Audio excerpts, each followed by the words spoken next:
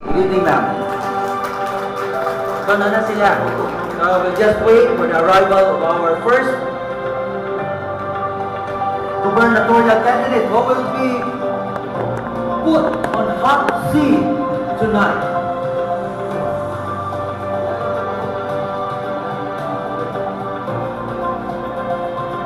So, samtang magkaabot sa ato ang unang gubernatorial candidate who will be placed under hot seat.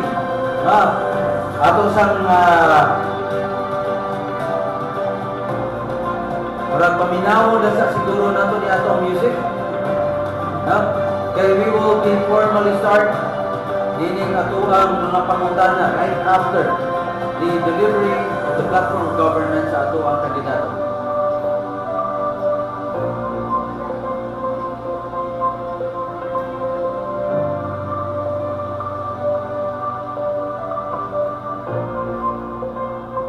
Okay, election 2025, national and local candidates. Free to ask me anything, even about my love life. Okay. And you will be having, right after your presentation of your platform, you will be having your exclusive press con design. Okay. Sure. So, ang akong platform of government, ang ato yung numero uno problema sa probinsya sa Sugbo karon kani atong access to healthcare. Healthcare yun. Kaya ang mga provincial hospitals wala jud, mga tambal, doctors ug mga facilities. In fact, ang kanang mga hospital from Oslohom mo ato ko nagpasa nila Karkar, ikan sa Karkar, atong Soto, abot Soto, taas kay linya. Inana ang sitwasyon sa probinsya sa Sugbo karon. Kung ang kanang sa norte, Bantayan, moabot pa na o Bugo, pinakaduol, human adto na pasa-pasa, adto maabot sa Danau. So, inana ang problema din sa probinsya sa Sugbo. So, ang akong solusyon make at least level 3 hospital sa Balamban, sa Danau, at least one in the north, Karkar, kanang yun. Kung makaya pa yun, ang Bugok, kinanglan yun. Kaya ang kanang gikan sa isla, Malapaskwa, Bantayan, ato na bumagsak sa Bugok. Unya, ang kanang sa Karkar, mo nang gikan sa south. Of course, ang kanang nasa Balamban, mo na sa Midwest, gikan na sila Pinangahan, Pinsan, kanang diha Kabuelan, mo kinay atong tanawon, and also we need to increase the appropriation sa budget for the healthcare nato, and also establish a air and sea hospital, air and sea ambulance. Ang buto nga nung ginawa na natanaw niya 20 years in governance, huwag ganito na ang kanang itaw na sa Camotes Island, ikabot na sa Danawa na, at ang ihon kagabi is Camotes, ikabot ihon buntag, wala yan. Tawag na yun. No? So, kung naalay si ambulance, makuha din na emergency cases. We are a coastal town, so we need a sea ambulance, and also air ambulance also kanang Bantayan Island na nasa deport ba? Am I correct? Yeah, so kanang unta pa niya. In times of disaster also, ginhalan sa dina. So, mo na increase appropriation, kunya level 3 hospital, o kanya itong CNR ambulance. Also, we have to motivate the doctors to go to the province also. So, natin mga programa for doctors to go to the province. So, that's healthcare. Sa yun na kayo ako ang programa, it's HEE, H-E-E-E. So, economy, importante kaayo na to bring economic development in the province of Cebu. Despite the fact na richest province ta, pero ang quality of life sa mga tao sa probinsya sa Cebu, as in way below the standard yun. Naagin sa poverty line, taas kayo o poverty incidence sa ato ang probinsya. So muna, the best way to do that is to bring investors, create mga micro-manufacturing sa province of Cebu. But of course, we have to look after our infrastructure also, no? And also power, ug ang atong water. Importante na sa kasuhunan nato para ang mga businesses muadto sa probinsya sa Subo. One of the thing yun nga maka-turn off ang investors kana bitaw mitawag nila SOP, which is very rampant karon. Musuod lang gali ka manegosyo ka sa probinsya. Wa na dayon na ay mga mission. So unta ba there should be ease in doing business in the province of Cebu to entice the investors to come to the province, no? Dili na to isolisuron, magsugod kang negosyo sa probinsya, naghanap permit, left and right, taas pa kayo ka ng mga tax, business tax, di ba? Have you heard of that mga tax na pagaling there's such a thing as governor's permit? Ano? Yeah. Ako, I was really shocked when I heard about it, no? So, importante kayo nga mag-bring back economic development to the province of Cebu. So, ang ikatulong nato is, of course, ang atong education. We have to streamline our training program sa needs sa global market o sa national market. So importante na, kaya masigitan pag-train diri sa TESDA, unya, what ay kinahanglan what ay market for that. So, muna, importante nga, ato yun lang i-coordinate ang need for unsang klase nga training and jobs kinahanglan sa market para atong mapreparar atong mga tao sa probinsya. So, education, that's one of my project, program no, sa education. Magkanang training niya. Institutionalized bitaw, kaning kahanas, daghan kay mga training programs na di bitaw silusugod just for compliance. We need to prepare, we need to train ang mga katauhan sa probinsya para makakuha trabaho. In case musuga mga investors, preparahon na to atong mga tao. So of course the environmental aspect also karon. So if you notice no sa probinsya sa Subo, daghan na kay mga municipalities nga upaw na sa pinamungahan lang sa moa lang daan upaw na kayo among bukid. Abot sige gab-gab adto ka sa asa pa nang barili sa all over the province daghan na kayo. So we have to look into the environmental aspect also. And then, stopping operations sa kani mga dagkong mga corporations diri ba, if they are compliant to the national policies in environmental compliance ba, anong hilabtan pa man nato? They have been there for a long time. Anong karon man, like in the case of Apo, anong karon lang niya gipaunda nga dugay naman na sila nag-operate diha. Kung miinom kag environmental factor, ipa-audit ang kanan. Anong kanan naman? It's affecting around more than 3,000 jobs in the province of Cebu kaning sa Apo. So muna sa environmental aspect. And my principle yun in governance is simple also. No to corruption. Kanang SOP, mo na yung magkagos ng corruption. Ang mahitabo karon, kuhaan na nila 40% diri sa taas. Abot dito sa mayor, kuhaan na sa 20. Abot dito sa barangay, na sa 10. Pila na malay mahabilin sa project. So, mauna, muna yung mahitabo. Kung ang nasa taas, kurap gani, manunod yun ang nasupos. Munang ako, no SOP yun ko. No to corruption. Kaya kanang SOP mo na yung makasugod o corruption. Kay manggol, kung naan ang korupsyon, ang poverty, isuuna sila. This is a data by Philippine Statistics Authority, no? Once poverty is high, chances are naanay ng murakot diha. Kaya kwarta, di naman ang antos projects, ato naman ang schools as mga politiko. So mauna, bantay mo, ang Baguio, ang Pasig, very progressive. Kay tungod ang ilang mga mayor. Dili yun ang ilang mga politicians o government employees dito. Dili mo dawat kung SOP. So dako kay tag-masave, anak kung di pa maghilabot. So no to corruption, Subuanon first. Sa akong panggobyerno, ang number 1 priority nako ang mga Subuanon. Not myself, not the politicians, not the business people surrounding you, influence ka. No. For me, it should be the Subuanon. Gi-elect ka sa mga Subuanon to promote the general welfare of the province. You are not there para mang mission o mang negosyo. So para nako, Cebuanos will be my top priority. And of course, transparency. Sa atong panggobyerno, kinahanglan na ang transparency. Mao na nga daghan kay corrupt, kay di man transparent ilang mga program. Ang uban magaling diha mga politiko, ang ilang Facebook page, i-turn down ang comment section, i-turn down ang number of likes para di hibawan nga gamay na lang kay like nila. So that's an issue of transparency ha. Kanang di mo bayad sa utang.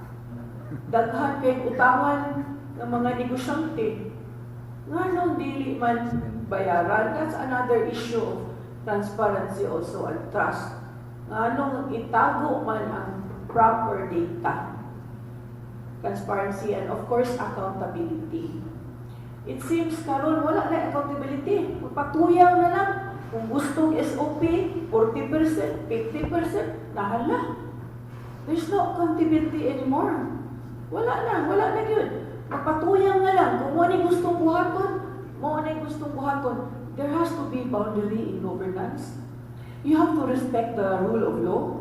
Dili lang yung gusto nimo, buhaton nimo, kay matuman, dili siyuta ang langit. Ituwid ikaw ang head niya sa gobyerno. No. Leadership is not about power. It's about service. It's about service. You are a servant. You've been elected by the people to serve the people. Dili ka of course, you exercise power, as a leader. You are given authority, but you should not abuse it. Karon, it seems na power tripping. The sky is the limit as far as power tripping is concerned. Ako, nilansar ko, ipasakaan mo kaso, cyber libel, just because i-question ako ang apo, just because i-question ako ang mga negosyante anak magtratar, so gigiha din ko. That's power tripping. And karon, that's why I am always an advocate of clean campaigning. Because clean campaigning is equal to clean governance. Di ko gusto nga malingkod ko sa posisyon nga na ako'y taong gidaot. I will talk about issues, pero dili na pangdaot against niya. It's not personal, it's about issues. So I hope I made this clear nga dili na issue dili na personal, it's all about issues. Anyway, so naana ko accountability, of course. The last one is peace and security. Kabantay mo karon nga daghan kayo mga drug-related sex crime. Yeah, there was even once in Oslo, giadto na mo paghaya, 15 years old nga bata, giring og 13 ka lalaki. Drug-induced, and the one in Toledo, katong 8 years old nga bata nga nananaog porn, niya gihuman gi-rape. Naamagalit katong patay lawas, nag-rape, Ingon anak nakagrabe ang proliferation of drugs karon sa probinsya sa Subo. Kung anong nakalusot man na sila, anong daghan man kay drugs na baligya in the street just like that. You ask the question why. Pasabot, anong nakalusot na sila, na ay nagpalusot. So, in my governance, I will not tolerate that. Peace and security is very important to me and also drugs. Dili na pwede. Kaya ang future anak may madaot anak. So anyway, am I over 5 minutes? So I think that's about it, Ang values as a leader. Okay? Okay. Doon na pagkailangan plasta na. Naplasta na lang sa itong gobernadora, incoming governor sa Lalawigan sa Subo. Pwede na magsugod na ito sa atong interview? Sure. Okay. Pwede ba Ako ni Dad. Okay. Ako ang unang mangutana sa atong usa sa imong mga programa nga imong dulot kanamo karong mga adlaw. Mama, I'm Jose Jerry Leonardo. I'm 24 katuig na ko sa media, nagsugod ko isip komentarista 1998 from DYRP, DYTC, DYRC, o niya last sa wako ko sa ibig-sabihin, nawaputol ito ibig-sabihin katungwa na kirenyaw sa atong kanhi presidente nga si Rodrigo Roa Duterte. Mao itong nawang ibig-sabihin o karon nagtingog ko sa FM o sa online radio, sa Radio Soco. Katong unang pangutan naman, sugdan ako, tagor haron ka pangutan na nimo. Nakahibaw ko, nagsunod ko ni Antong adto ka sa NBI sa imong area sa Mangawi, dito ang sunod nga gipaabot nimo.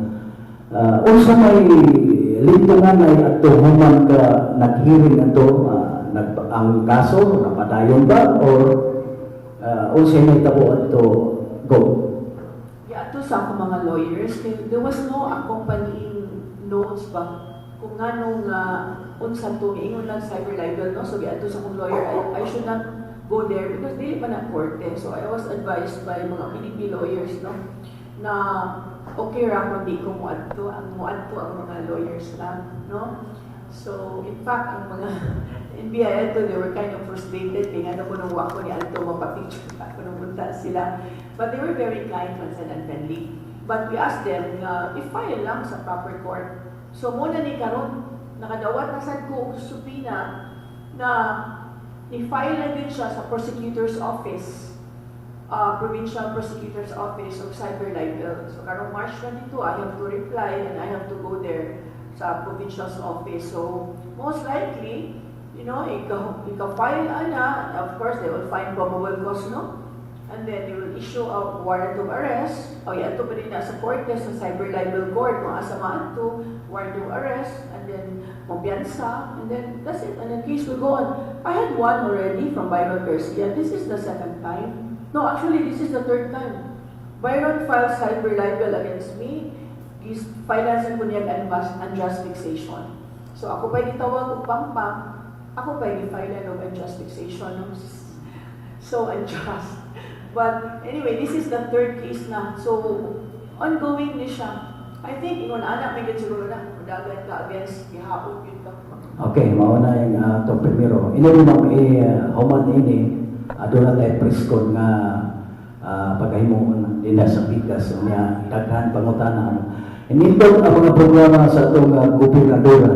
Muna nga ato kaning tabangan, atong ang atong mandato labi na gyud katong atong mga kaubanan sa buhat nga butang di sa probinsya sa Subo. Wa nay lain ganing tanaw sa kinatibuk-an nga kalisod karon ang panahon na labi na gyud sa panglawas. Anyway, kaduha na kong pangutana man kay dagoran. Amo pangutana, last pangutana nako. Kung ikaw na ang mahimong gobernadora sa lalawigan sa Subo about sa health, ang ato karong mga doktor sa mga probinsya, sa mga kalugsuran, tungod siguro, I think, kung may bawang 30,000 ang sweldo sa mga doktor, pinakaha ang mga nurses mo na nga daghan sa atong mga pasyente nga dili na makaabot sa hospital, mamatay na lang, gumikan kay wa matiman sa diin siya nga kalungsod. Labi na sa imong gingon karon, unsa na lahat ang dito sa isla nga nasakit, nga wata na nga air ambulance o sea ambulance. Unsa tayo imong mahimo kung ikaw na ang molingkod isip gobernadora sa Subo, aron sa ingon maatiman dayon ang ato mga pasyente sa mga kalungsuran? Thank you for that question. I am just lucky because my daughter is a medical doctor and a public health practitioner, no, educated at the Johns Hopkins and in America and then Harvard also. She will be advising on this. We are already looking into it, and during the campaign season, ako di siyang i-launch no ang mga programa. So, naanamigi pa parang healthcare program para sa probinsya sa Subo. And swerte lang po because I have my daughter now. She won't be paid, but she will be advising me on this one. So the Singapore government, she used to be working in Singapore, but I told her na pwede nga mutabang ka, please atua, na unahon sa ninato pagsulod para atong dako kayo healthcare crisis diri. And would you believe na sa South Cotabato, South Cotabato, that grabe kay ang poverty incidence ani, libre ang ilahang healthcare. Pagkasunod ka sa hospital, libre ang hospital. Wala ka sila ka-share ko dito. O nga nang dili man na mabuhat sa ato adiri. Okay, maayong gabi ko. Dani Kukas, nagtingod sa Tusi Radio Station, FM o AM station. Ay, sir. So, akong pangutanan nimo. Sa probinsya Subo, doon ay 4 ka probinsya hospital. The size ka district hospital. O kanamang hospital, ang ginganan, puros questionable. Tuwod kay daghang reklamo na wa ma-entertain ang ato mga pasyente kung modool sa ospital, gani magniyaw mga ambulansya kung padung tusudo. Tugod kay di naman maatiman dito kayo sa ospital na gibanagya sa probinsya Subo.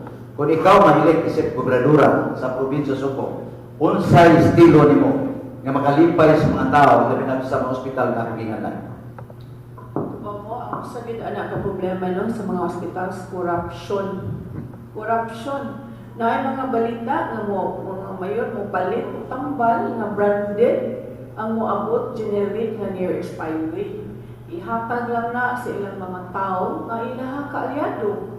So I really have to look into that. I intend to put the healthcare budget under the office of the governor para malantaw din na nako and procurement process is very important. Kaya naadi ang korupsyon mo na ang tambal, di maabot sa mga tao.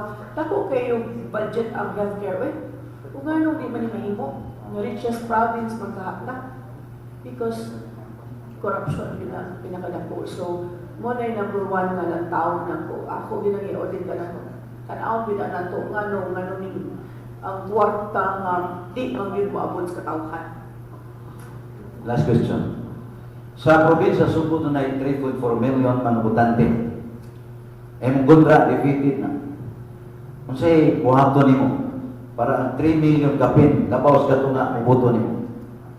Kasi akong buhaton karon para muboto sila. You know, actually, I'm just being myself.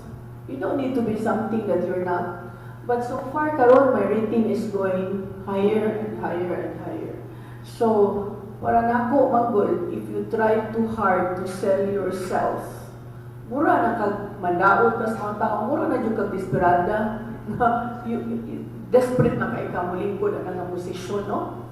To be honest with you, I'm better off if I won't be governor, to be honest. Imaiman ko pagkaimutan, ning tuman lang din ko sa hangyo ni Tatay Digong, sa mga taga-PDP officials na kuhaan ni tabang lansaran din ang Cebu. Kaya po nagyunta, biyaan nagyunta sa mga different provinces around us. No? Mauna nga, nituman ko, and I'm glad that I did. Kung makonsensya ang tako karon kung wala pa ko ning dagan kay sa akong nakita karon, grabe na yun kaayo ang problema sa probinsya sa Cebu. So, if you ask me, I just present my program, be myself, and maka-feel naman na ang mga tao, na sincero ba ka o nagtinarong ba ka? Okay, salamat. Ako Iman Impinado from Bantay Radio Report, ngayon UYRC, ngayon UYER 92.7 FM Island Radio, karon doon ako yung online radio, Manso Radio. Go. Kung ikaw ang imo hagyod nga concern health, no? Yes, one of the concerns. Okay. Unsa man imong buhaton kung ikaw mahimo nga ikaw mailit og gobernador dinhi sa ato sa lalawigan sa Subo? Lagyo kayo ang mga lugar unya kasagaran ang mga ambulansya gikan sa probinsyahan padung og Vicente Soto. Sa kalayo o ka-traffic posible yun ang pasyente dili kaabot mamatay. Unya kung ikaw mo ay mahimo na gobernador aron maduol ang ato ang mga pasyente, unsay buhaton nimo nga duol sila nadali lang ang pag-travel. Kunya nahimo man gani sa Cotabato nga hospital dito way cashier. Kana mahimo ba na nimo kung ikaw buligan o tagang kang mandato sa probinsya sa Subo nga mahimong gobernador? Thank you for that question. No? Kung dili ang pasyente makaato sa ospital, ang ospital atong ipaduol sa pasyente. Yeah. Mauli kang na kunang na apply level 3 hospitals in that certain area that I mentioned, no? Karkar, Danao, kana importante kay na Karkar, Danao, Banamban, Sumbugong. So, level 3 parehag soto, na ay surgeon 24 hours, na ay tambal, no? Regarding the katong imong giingon, sir, na ang Cotabato, na naifuwa sila ka-share, yeah, we will look into that good, you know, if we can increase appropriation, or if I have to beg from national to get money for the province of Cebu in healthcare, I will do so. Di na ako kontrahon ang national government at atong amiguhon para makakuha tag more appropriation for healthcare.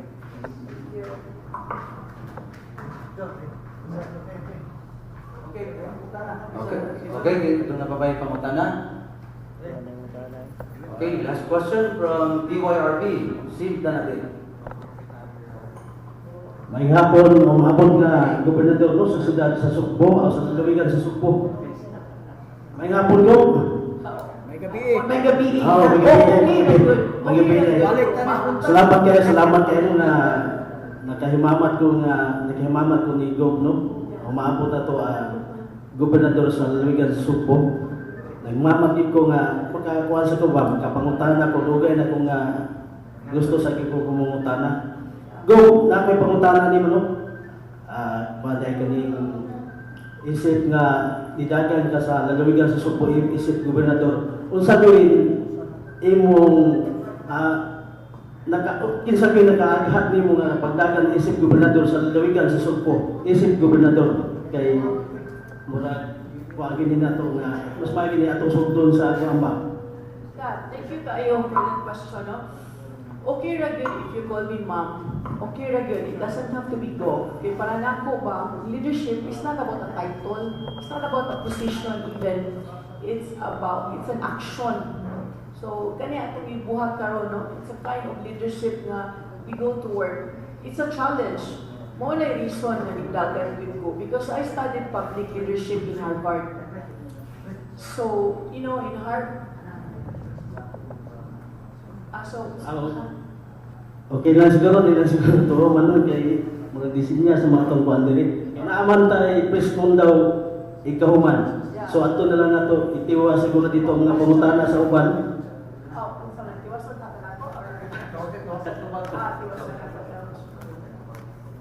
Okay.